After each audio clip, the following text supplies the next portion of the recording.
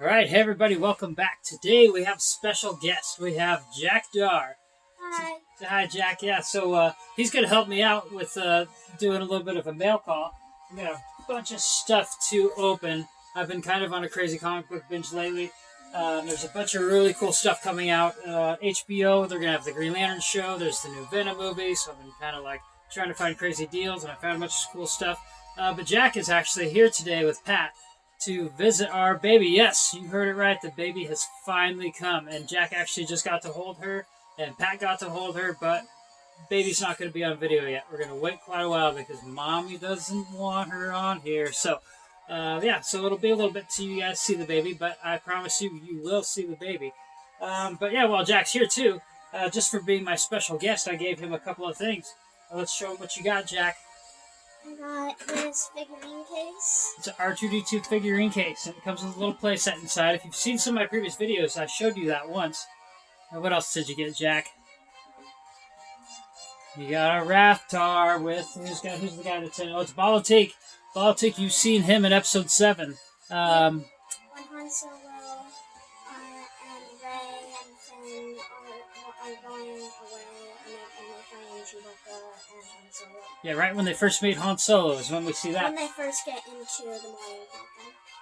And the thing about these Raftars is when you open up, it's really hard to get the tentacles in, so you got to kind of heat them up in warm water, or heat up the tentacles in warm water so you can kind of get them in, or just somehow get it to heat up a little bit. Maybe with the hairdryer, maybe if he's at his mom's house or something, she has a hairdryer. She can help him get those little arms in. But yeah, let's, without further ado, let's get to the unpackaging. So Jack, hand me package number 1. Let's see what we got. So I've been on a little tear. I'm still trying to kind of complete my Green Lantern collection. I was a few years away from comic books, and there's a bunch of cool stuff that came out. A bunch of stuff that I may have used to have and just wanted to kind of get back, so I sold stuff over the years. So all these packages are random. Like, I have no idea what we're coming to first. There's one or two that are extra cool. I'm super excited to see some of these things that I have not seen yet. And I think, yeah, so what's in this one? This one, these people packed this really well. I really appreciate that, because as I've shown you in some of my previous videos, some people just do not know how to pack comic books, and it's terrible. But yeah, this guy definitely knew what he was doing, or she was doing, packing these comic books. To get it in extra tight, there's no way that it can get damaged in the mail, because you know some of these postal carriers, they don't care about your stuff when they're carrying it around, or they don't care if it's fragile or not. But sometimes it's extra hard to open because there's so many layers. How many layers do they need in this, huh? That's crazy. There's been about 5, I think, so far, maybe 6. Yeah. So last time Jack was here, we had a different case arrangement. What do you think about the new arrangement of the cases, Jack? It looks good. You like it? Yeah. Do you like comic books? Mm-hmm. Yeah, maybe I'll hook you up with a few comic books before you go here today. That'd be amazing. There's not much Star Wars stuff anymore. It's mostly old comic books. Yeah, we got the Green Lantern case, we got a Black Spiderman case, we got the Venom and Carnage case. All DC. But speaking of not having very much Star Wars, well, this package just happened to be, oh look, they gave me a free comic book, which is kind of cool. New Ultimates issue number 2. It's got this, and it's Captain America, and looks like the female version of Thor on the cover. And then this one. This is Star Wars number 8. This is the very first comic book where they went expanded universe. So basically, this is the very first time you got to see any expanded universe out of Star Wars, I believe. Because I believe these did come out before the Thrawn books and all that, but way back in the day. But also, the key about this is this guy right here. This is Jackson. And this is the very first appearance of him, and we're about to see an amazing figure come out of this guy. So once I get that figure, I'm going to put him in one of these cases with this comic book. Want to check that out, Jack? Isn't that pretty cool? Cool. Yeah, there's a bunny, and there's a different guy with a lightsaber. But yeah, pretty excited to get that, and I got it for a really good deal because these comics are starting to go up in value, especially with that figure coming out. But yeah, let's get to the next package here. What do we got next, Jack? What do we got next? Might take us just a little while.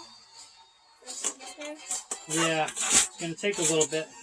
A lot of stuff to do here. Let's see if we can maybe speed up the process by just tearing into stuff like it's Christmas. Oh, hey, So this is something I ordered from KRS Comics. You know, they're one of those Facebook comic book companies that you come across. Like if you get into, you know, the algorithm of Facebook, if you get into the comic books on there, then eventually you'll see these guys, because they do pop up because they have like really cool exclusives that they get through their company, which would be an amazing thing to do one day. Like I would love to be able to like somehow hook that up so I could basically make exclusives and sell them on there like that, because that would be sweet. And I've got some great ideas for some cool exclusives we could do. But this one was particularly awesome, I thought, just because, you know, with the new Carnage movie coming out. Yeah, it's Carnage with Mary Jane, and look, Mary Jane is wearing the black Spider-Man shirt, and I love that white spider. I mean, Venom is not Venom without that white spider, and the Black Spider-Man is not Black Spider-Man without that white spider. So hopefully the movies one day will get that right with that white spider. But yeah, it's a pretty amazing cover. And then on the other side, here's another book I ordered. This is a Venomized Black Hat. I was kind of looking at this on different, you know, eBay. People are charging a little bit more for this, but going through these guys, I was able to get it for like basically their original retail price. So that was pretty sweet. All right, what do we got next, Jack? What do we got next? I don't know. Something else. We got more books he didn't know. All right. Let's see. Look, slippery. Got my Butterfingers on today. Let's see what we got. Ooh, I'm looking forward to what's in that package there, Jack. That one's going to be sweet. I'm not sure what's in this one. Hopefully something cool, but yeah, I don't think I ordered anything that wasn't pretty cool. Let's see. This could be a little difficult. All right, let's see what this one is. Oh, this is Fantastic Four number 274. Now, the significance of this issue, and the only reason why I bought it, is because there's a little 2-page excerpt inside of this book that basically shows you, it's kind of an in-between. After Reed Richards helps Peter Parker kind of get the original symbiote off of him, the Fantastic Four kind of has it stuck in one of their laboratories, like in a case. And this weird little drone thing from a completely different story comes through, and it's looking for something in their factory or in their warehouse or in their laboratory. And while it does, it accidentally releases the symbiote. And you saw this again in another Spider-Man comic book, but that excerpt was only 1 page. But this has the full 2-page excerpt of when the symbiote escapes the Fantastic Four's basically base or tower, or I forget what they call it right now, of course, because I'm trying to think about it. But yeah, so that was a pretty definitely cool issue to get, to kind of tie in for the symbiotes, and it's got the Black Spider-Man on there, and it's, you know, so it's not the newsstand edition, it's the comic shop edition. But yeah, nothing crazy significant about that book other than just the 2 pages in there that has the symbiote story. All right, now let's get to the. This is from the Collector Cave. I forget exactly what this was, but I'm hoping it's something really cool, because I know whenever I order anything off of these, this is another Facebook comic book group, or like store, so I figured, you know, might as well get some cool stuff. But yeah, like I said, they always have the really cool exclusives in these stores that you can't find hardly anywhere else besides eBay, and on eBay they're charging you way more for these things. Let's see. Which one is this? See, it's stuck. Will it stick? It's stuck. It's stuck. Let's see if we can get this out without damaging anything. Alright, so what do we got? Oh, yeah, that's right. Super excited to get these, because I'd never seen this one before. But look, it's the Black Cat in a Carnage suit. And that's something I've never seen before, because, as you've seen before, I have the Black Cat in a couple different Venom costumes, but this is the first time I've ever seen her in the Carnage suit. And it's kind of cool because she has the head in her hands like she's taking off a mask. But yeah, I really like that one. Maybe you can check that out, Jack. And then again, this is crazy significant because this is a Venom #1. And then this is the #1 from the current series that we have going on for Venom, you know, that kind of led into King of Black and all that. And I think the 2 issues after this is where we meet Noel the Symbiote God for the first time. But this variant I've seen go as far as like being like $150 online, but these guys had it for basically, you know, retail price, which was amazing. And I didn't have a #1 for this series, and this was kind of one of the best covers I've ever seen of that. Check that out, Jack. Isn't that sweet? Kind of a cool Venom. All right, let's see what's next. What's next? What do we got? Don't bend it. It says, and Jack read that right, because yep, you do not want to bend these, because it gets crazy. You don't want to have the mailman bust your stuff up before you get it. I mean, I'm not the guy that really gets stuff graded, but maybe one day I'll get an account. I'll get a bunch of stuff graded, but I don't really care too much. I mean, it does increase the value by a ton, but I'm not too crazy concerned about that here and there. And I guess next year it really won't matter, because if you start selling stuff online starting next year, you're going to get charged a buttload in taxes, and that's going to suck. So let's go. What's this? And this is from, I'm not even sure who this is from. I don't think this is from one of those companies, but you never know. Oh, congrats. Thank you, Cap. So I'm not sure what he's congratulating me for. Maybe congratulating me for a cool purchase. Ooh, let's see. I'm just congratulating Captain America. I don't think it's from you. Yeah, huh? Yeah. Congrats, thank you, Cap. Huh? Yeah, that's weird. Maybe they're just using the extra board. Oh, yeah. This is what I was looking for. This, I'm not sure. I think this may be when Hal Jordan originally dies. After he becomes Parallax, and then he dies. But this is a really cool cover. I did not have this for Green Lantern, but it's got the cool holofoil cover. And there's the cover is actually, embossed, so it's like it's got a texture to it, like it is an actual tombstone. So this is basically the death of Hal Jordan originally. But as you all know, he ended up just becoming the Spectre. They put his body into the sun, and then they were eventually able to bring him back. And then everything after that led into the Blackest Night. And as we learned in the Blackest Night, Necron basically was making it so people that died didn't really die necessarily. So this was that. I actually had never seen this before when I was, collecting way back when, all the Green Lantern stuff. But I was super excited to see that and get that. And it's an amazing, cool cover. Check that one out. That's sweet. Alright, so super excited to see what's next. His light will burn forever, as Jack just read. So, what we got next? So this one's a little heavier. I think I know which one this is. I don't think this is anything like incredibly cool, but maybe it is. Maybe we got lucky, and maybe one of those things that I ordered, because I did order like a good 6 or 7 books from a company on Facebook that I haven't seen yet. So maybe I will be lucky and these will be them, because I have not seen that they were shipped yet. So I have an app on my phone. It's called Shop, and it basically shows you everything that you've purchased on there recently and when it's going to be and when it's going to ship, and it kind of has a tracking thing on there. But I'm probably not that lucky. Probably didn't get those yet.